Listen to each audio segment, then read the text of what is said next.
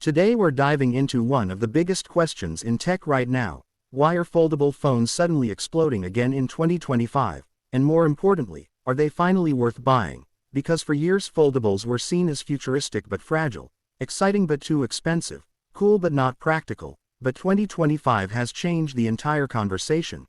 And with Samsung, Google, OnePlus, Motorola, and even new brands entering the US market, the foldable space is hotter than ever. So let's break down why people in the USA are actually switching to foldables, what's improved, and whether you should buy one this year or still wait for the next wave of upgrades.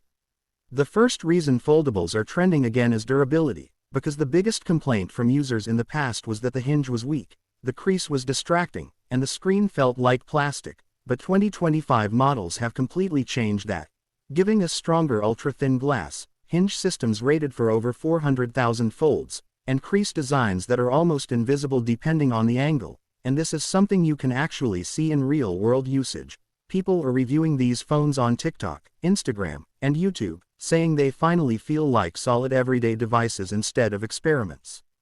The second reason is battery life and thermals, because foldables used to get hot and drain quickly, but new 4nm and 3nm chipsets from Qualcomm and Google are way more efficient, meaning you can run multiple apps on the big inner display without worrying about losing 30% battery in an hour, and many new foldables now last a full day, even with heavy use.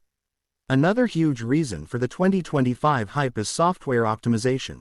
Android has gotten much better at multitasking, app scaling, drag and drop, and split-screen workflows, and US apps like Gmail, TikTok, Instagram Reels, Netflix, Lightroom, and even banking apps now adapt perfectly to foldable screens, so the big display isn't just a gimmick anymore, it's actually useful, especially for people who edit photos, multitask, scroll social media, or watch content on the go.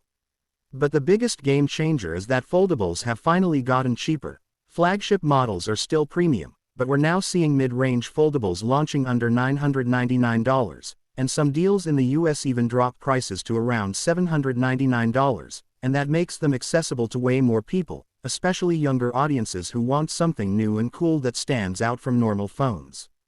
Another underrated factor is that foldables have become a flex.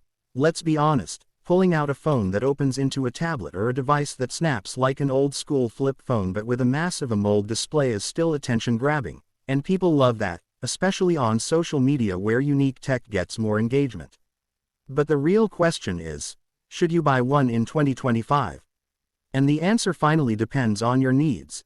If you want a big screen for productivity, entertainment, multitasking, or even gaming, a foldable is now a legit, reliable option. But if you prefer a simple, lightweight phone with great one-hand use, you might still prefer a traditional device.